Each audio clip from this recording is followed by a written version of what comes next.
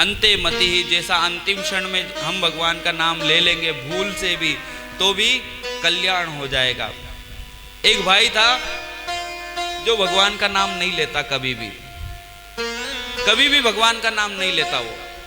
अब गांव वाले सब बोलते कि अपने गांव में पापी व्यक्ति हो गया है, इसके कारण एक पापी पूरी नाव को डुबा देता है। वैसे ही वो भाई कभी भी भगवान का नाम नहीं लेता, तो लोग उससे बोलते कि देख भैया कभी तो भगवान का नाम ले ले, कोई एलर्जी है क्या, नुकसान तो कुछ भी नहीं होगा।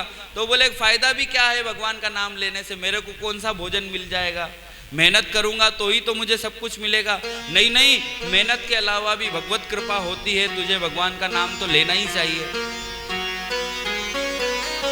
गांव वाले सभी प्रयास करते हैं कि कैसे भी करके ये भगवान का नाम ले ले। तो उस भाई की शादी करवाई, गांव वालों ने शादी करवाई। तो पत्नी का नाम था राम कन्या, राम कन्या उसका नाम था। अब उससे भाई से पूछते कि तेरी पत्नी का क्या नाम है, तो वो राम नहीं बोलता, भगवान के नाम से उसको जैसे कोई कांटे चुभ रहे हो, तो वो आगे का नाम नहीं बोलता, सिर्फ पीछे का बोलता। तेरी पत्नी का क्या नाम है, तो वो बोलता कन्या। आगे क्या है, तो बोले बस कन्या ही है। अच्छा, भगवान का नाम बोलता ही नहीं। फिर समय बीता थोड़ा, तो उसको पुत्र हुआ। गांव वाले फिर इकट्ठे हुए कि चलो भाई इसके पुत्र का नामकरण अपन करेंगे, और उस बालक का नाम रखा रामलाल। रामलाल नाम रख दिया। अब उससे पूछते भाई से कि तेरे बेटे का क्या नाम है, तो वो राम तो नहीं बोलता, पीछे पीछे का बोलता लाल, मेरे बेटे का नाम है लाल। गांव वाले सब बोलते कि भाई ये तो अजामिल से भी बड़ा पापी, अपने बच्चे का भी नाम पूरा नहीं बोलता है, इसका उद्धार कैसे होगा, इसका कल्याण कैसे होगा भगवान का नाम बिना बोले। समय बीतता गया, गांव वाले सभी परेशान के नास्तिक अपने गांव में पैदा हो गया है। सब तो भगवान के मंदिर में जाते, भगवान का नाम लेते, लेकिन ये अकेला ही ऐसा है जो पापी है। कोई भगवान का नाम लेता हुआ भी दिख जाता तो ये कान बंद कर लेता। अब एक बार महात्मा लोग पधारे गांव में। महात्मा पधारे तो महात्मा के पास जाके सभी गांव वाले बोलते हैं कि महात्मा जी हमारे गांव में एक पापी है जो कभी भी भगवान का नाम नहीं लेता, उससे नाम बुलवा दो आप, वो भगवान का नाम लेने वाला बन जाए, ऐसा कर दो आप। महात्मा जी कहते चलो अभी चलते। महात्मा जी उस भाई के घर पहुंचे और पहुंच के उसको पकड़ लिया, पकड़ा और मंदिर में ले गए। भगवान राम जी का मंदिर था। महात्मा लोग कहते हैं कि देखो ये राम जी है, ये सबसे बड़े भाई है, इनके पास में खड़े हैं ये लक्ष्मण जी है, इनके छोटे भाई है, ये जो बीच में खड़ी है ये राम जी की पत्नी है, इनका नाम सीता जी है, नीचे जो विराजमान है ये हनुमान जी महाराज है। इनमें से किसी का भी नाम बोलोगे तो हम आपको इनाम देंगे, नाम बताओ जल्दी जल्दी। बीच में कौन खड़ा है, तो भाई साहब, वो भाई कहता है कि बीच में परिवार के मुखिया भाई साहब खड़े हैं। नाम क्या है, नाम नहीं पता, भूल गया मैं तो। इनके पास में कौन खड़ी है, ये भाभी जी है, इनका नाम नहीं पता। लक्ष्मण जी की तरफ इशारा करके पूछा कि ये कौन है, तो लक्ष्मण जी का भी नाम नहीं बोले। ये छोटे भाई है, भाई साहब के छोटे भाई। अच्छा नीचे बैठे ये कौन है, ये इनके सेवक है, इनके दास है, इनकी सेवा करने वाले हैं। नाम किसी का भी नहीं बोला। महात्मा लोग कहते हैं कि चलो भाई और कोई तरीका अपनाते हैं, बुलवाना पड़ेगा कैसे भी करके नाम। तो उसको क्या करा कि पैरों में रस्सी बांधी और मंदिर के बाहर ही बावड़ी थी, तो बावड़ी में वो एक चक्री लगी हुई रहती मटकी खींचने के लिए, कोई भी पात्र खींचने के लिए, उस रस्सी को उस पे डाला और भाई को उल्टा लटका दिया। नाम बोल नहीं तो तेरे को अंदर छोड़ देंगे। अब वो भाई आधे एक घंटे तो दृढ़ रहा कि नहीं बोलूँगा, लेकिन उल्टा लटका हुआ। वो बहुत परेशान हो गया और जो जितना भी रक्त था सब आंखों में उतर गया, आंखें लाल लाल हो गई। उसको सहन नहीं हुआ तो उसने बोला चलो ठीक है, एक बार बोल रहा हूँ, ऊपर निकालो, पहले बाहर निकालो मेरे को। अब उस भाई को बाहर निकाला, बाहर निकाल करके खड़ा करा और सब गांव वाले इकट्ठे हो गए कि बोल भाई बोल भगवान का नाम बोल। तो बोले एक ही बार बोलूँगा, सभी सुन लेना, और एक बार बोलने के बाद कोई भी दोबारा मेरे पास आना मत। नाम बुलवाने, सभी सुन लेना, और कोई नहीं भी सुने तो तुम लोग जाके बोल देना, मैं नहीं बोलूंगा उसके पास जाके। हाँ ठीक है, जल्दी बोल। अब वो भाई सभी महात्माओं के बीच में खड़ा हुआ, गांव वाले आसपास खड़े हुए, और वो बोलता, सुन लेना मैं बोल रहा हूं राम। एक बार जोर से बोल दिया उसने राम। सभी खुश हो गए, प्रसन्न हो गए। महात्मा जी भी अपने यात्रा पर गए, सब गांव वाले भी इधर उधर व्यस्त हुए। एक महात्मा जी उसके पास गए और, भाई तूने राम बोला है तो अब इस राम की कीमत किसी से मत पूछना, राम नाम बड़ा ही अनमोल है, इसकी कीमत मत पूछना। वो बोले, मेरे को क्या काम है, मैं तो नाम ही नहीं ले रहा था, जबरदस्ती बुलवाया आपने तो, जाओ मेरे को कोई काम नहीं, किसी से भी नहीं पूछूंगा इसकी कीमत। अब वो भाई पूरा जीवन ऐसे ही निकाल देता। मरने के बाद यमलोक गया। यमलोक पहुंचा तो चित्रगुप्त जी उसका लेखा जोखा देख रहे। चित्रगुप्त जी कहते हैं कि भाई तूने जीवन भर पाप किया, कभी भी भगवान का नाम नहीं लिया, चोरी करी, डाका डाला, ये करा वो करा, सब देखा, तो उसको कह दिया कि जा नरक में, इसको ले जाओ नरक में डालो। अब वो भाई को याद आया महात्मा की बात, तो चित्रगुप्त जी से पूछ लिया, चित्रगुप्त जी एक बात बताओ, एक बार जो राम नाम ले लेता है उसकी क्या कीमत होती है? चित्रगुप्त जी कहते हैं, कीमत हमको नहीं पता, एक माला जपता तो हम कीमत बताते, हम उसका फल क्या होता वो बताते, तूने तो एक बार लिया नाम, वो भी जबरदस्ती लिया, इतने महात्माओं ने तेरे को उल्टा लटकाया, जब जाके बोला तूने, और फिर भी उसकी कीमत पूछ रहा, चल जाओगे? तो वो भाई कहता, नहीं कीमत बताओगे तो ही नरक में जाऊंगा, नहीं तो यहीं रहूंगा मैं, कीमत बताओ पहले। चित्रगुप्त जी बताने में असमर्थ रहे। मन में विचार आया कि राम नाम की क्या कीमत होती है, क्या वो तो बिना मोल का नाम है, भाई हमको तो नहीं पता, तुम्हारे ऊपर कौन से देवता, उनसे पूछो। यमराज के पास गए, यमराज से कहा कि देखो ये पापी व्यक्ति है, जीवन भर पाप किया, जबरदस्ती एक बार राम नाम लिया, उसकी कीमत पूछ रहा है, आप बता दो। यमराज कहते हैं, मेरे को भी नहीं पता, राम नाम की क्या कीमत है मेरे को नहीं पता। अब जैसे ही कीमत का मना किया तो वो भाई कहता, कैसे देवता बन गए हो, क्या पता मैंने एक बार नाम लिया हो और उस एक बार नाम के प्रभाव से मेरे को स्वर्ग में जाना पड़े, आप जबरदस्ती मेरे को नरक में भेज रहे हो, मेरे को तो कीमत बताओ तो मैं रहूं, नहीं तो मैं तो वापस जा रहा।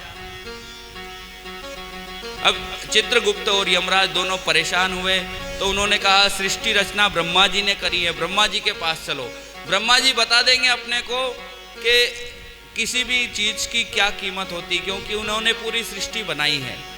तो ब्रह्मा जी के पास चलते हैं। अब चित्रगुप्त, यमराज और वो भाई ब्रह्मलोक पहुंचे, ब्रह्मा जी के पास गए, ब्रह्मा जी को प्रणाम करा, पूरी व्यथा कथा बताई कि इस पापी व्यक्ति ने जीवन भर पापाचार दुराचार किया, और उस दुराचार के बाद में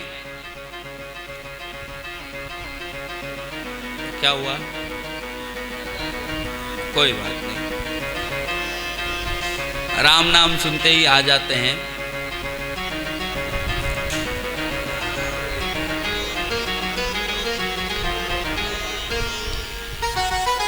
तो उस भाई को लेकर के गए ब्रह्मा जी के पास, ब्रह्मा जी को सारी बात बताई।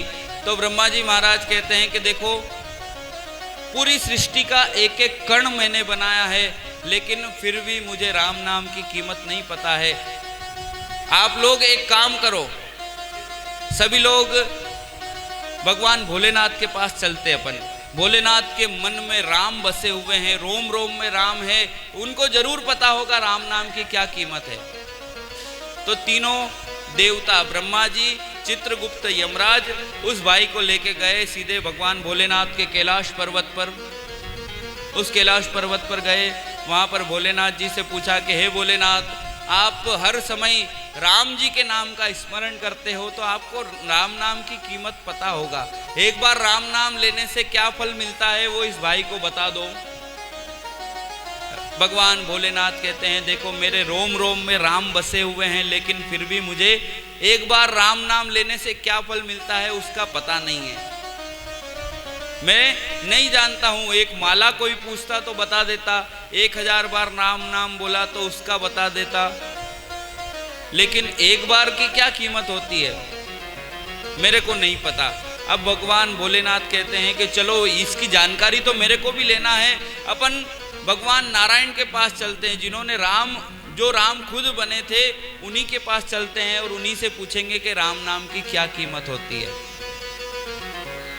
तो वो भाई कहने लगा कि देखो तुम देवता तो बिल्कुल फ्री हो, आपको कोई काम नहीं है, दिन भर इधर उधर जाते रहते हो और सभी का दर्शन करते हो, मेरे को अब थकान हो गई है, कभी यमलोक ले गए, कभी ब्रह्मलोक ले गए, कभी शिवलोक ले गए, मैं पैदल पैदल नहीं चल सकता हूँ, आप तो देवता हो, आप तो क्षण भर में पहुँच जाते हो, मेरे को पैदल पैदल ले जाते हो, अब मैं पैदल नहीं चलूँगा, मेरे लिए पालकी बुलाओ तो मैं चलूँगा। सारे देवता विचार करके पालकी बुलवाते हैं और वो भाई से कहते हैं कि ले भाई पालकी में बैठ जा, तो आप चारों देवता चलाओ तो चलूं, नहीं तो मैं नहीं चलूं।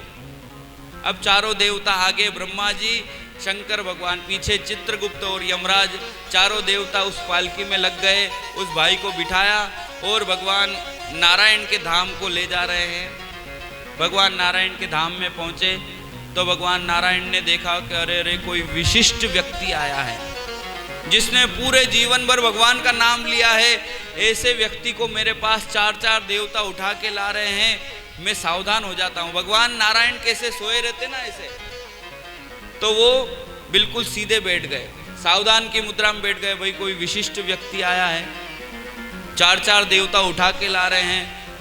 भगवान नारायण ने अपने पार्षदों से कहा कि जाओ बाहर से ही स्वागत के फूल बरसाने लग जाओ, खूब दिव्य स्वागत होना चाहिए। तो पार्षद पहुंचे द्वार पर और पुष्प वृष्टि करने लगे, दुंदुबियां बजने लगी, जोरदार ढोल नगाड़े बजने लगे। भगवान भोलेनाथ और ब्रह्मा जी ये सभी देवता उठा के लाए, पालकी को नीचे रखा और भगवान भोलेनाथ कहते हैं कि प्रभु नारायण आप इसका स्वागत क्यों कर रहे हो, ये तो पापी है। अरे पापी है तो आप सब लोग देवता उठा के क्यों ला रहे हो इसको? अरे प्रभु पूरी व्यथा कथा बताते हैं। भगवान क्या हुआ कि इस पापी व्यक्ति ने जबरदस्ती एक बार राम नाम लिया और उसकी कीमत पूछ रहा है, उसकी कीमत हमको नहीं पता, आप जानो और ये आपका भगत जाने, आप संभालो इसको बताओ राम नाम की क्या कीमत होती है। तो भगवान नारायण उस भाई को बुलाते हैं कि बेटा इधर आओ, राम नाम की कीमत बताता हूँ। भगवान नारायण ने अपनी गोद में बिठाया, गोद में बिठा के उसके सिर पर हाथ घुमाते घुमाते कहते हैं बेटा अभी तक पता नहीं चला क्या राम नाम की क्या कीमत होती है? तो भाई कहता है प्रभु भगवान आप मजाक मत करो, बताया कब, बताओ पहले फिर पता चलेगा। तो भगवान नारायण कहते हैं बेटा तूने एक बार राम नाम लिया, वो भी गलती से लिया, जबरदस्ती बुलवाने पर लिया, तो तुझे ये चार चार देवता उठा उठा करके घूम रहे हैं और तू मेरी गोद में बैठा हुआ है। एक बार राम नाम लेने का यह प्रताप है, सोच अगर तू जीवन भर भगवान का नाम लेता तो तुझे क्या खातिरदारी तेरी होती। इसलिए अब राम नाम को भूल जा, तू मेरी गोद में बैठा हुआ है, इसको याद कर। तो भाव से लो कि कुभाव से लो, भगवान उस नाम का प्रभाव जरूर देते हैं और भगवान इतने दयालु हैं कि अपनी गोद में भी बिठा लेते हैं। तो हम ऐसी प्रार्थना करते हैं कि हे प्रभु हमारा जो भी नाम लिया हुआ है हमको ऐसा अवसर मिले कि हम आपके चरणारविंदों में आकर के विराजमान हो जाएं। तो अजामिल की कथा और इस भाई की कथा यही दर्शाती है कि भगवान का नाम लेने वाले का हमेशा हमेशा कल्याण होता है, बस मन निर्मल होना चाहिए। अब इस भाई जैसा मत करना कि एक बार ले लिया और फिर भूल जाओ। उसकी किस्मत अच्छी होगी कि उसको चार चार देवता उठा उठा करके घूम रहे हैं, लेकिन ऋषि मुनिगण जो करते हैं जन्म जन्म मुनि जतन कराही, अंत राम कहीं आवत नाही। इसीलिए ऋषि मुनि जो महात्मा लोग हैं जीवन भर भगवान का नाम लेते हैं, उनके हाथ में देखोगे तो माला चलती रहती है, राम राम राम राम राम। क्यों चलती है? कि जीवन भर करेंगे वही अंतिम क्षण में याद रहेगा। और हम जीवन भर क्या करते हैं और हमारे अंतिम क्षण में क्या याद आएगा ये तो हमको नहीं पता, लेकिन ये सच्ची बात है, अंते मति ही सा गति, जो अंतिम क्षण में सोचते हैं वही हम अगले जन्म में बन जाते हैं। एक सोनी जी थे, सोनी जी जीवन भर सोने का भाव ऊपर नीचे देखते रहे। अब सोने की दुकान पर खड़े रहते, भाव ताव करते रहते, जीवन भर उन्होंने वही किया। अब बीमार पड़ गए तो बच्चे सब दुकान संभालना करना ये सब कर रहे थे। एक दिन तबीयत थोड़ी ज़्यादा खराब हो गई तो डॉक्टर को बुलाया। डॉक्टर ने अपने बैग में से निकाला थर्मामीटर, वो बुखार नापने का जो रहता है ना, उसको निकाला और वो सोनी जी के मुंह में दिया। सोनी जी के मुख में दिया तो सोनी जी उसको, डॉक्टर उस थर्मामीटर को निकाल के देखते हैं तो देखा 110 डिग्री बुखार आ गया। 110 डिग्री बुखार था। तो भाइयों से वो जो सोनी जी के लड़के थे उनसे कहा कि आपके पिताजी को 110 डिग्री बुखार है। अब सोनी जी को क्या लग रहा है कि सोना 110 का हो गया। जो बीमार थे उनको लग रहा है कि सोना 110 का हो गया है। तो जीवन भर जो करा है वही याद आया और कहने लगे कि अरे अरे अपनी दुकान में बहुत सारा सोना है, अपन ने तो 40 का ही लिया था, 110 का हो गया है, बेचो बेचो बेचो। और बेचो बेचो में तो गोविंदाय नमो नमः। पूरे जीवन भर जो करा वही अंतिम क्षण में याद आएगा।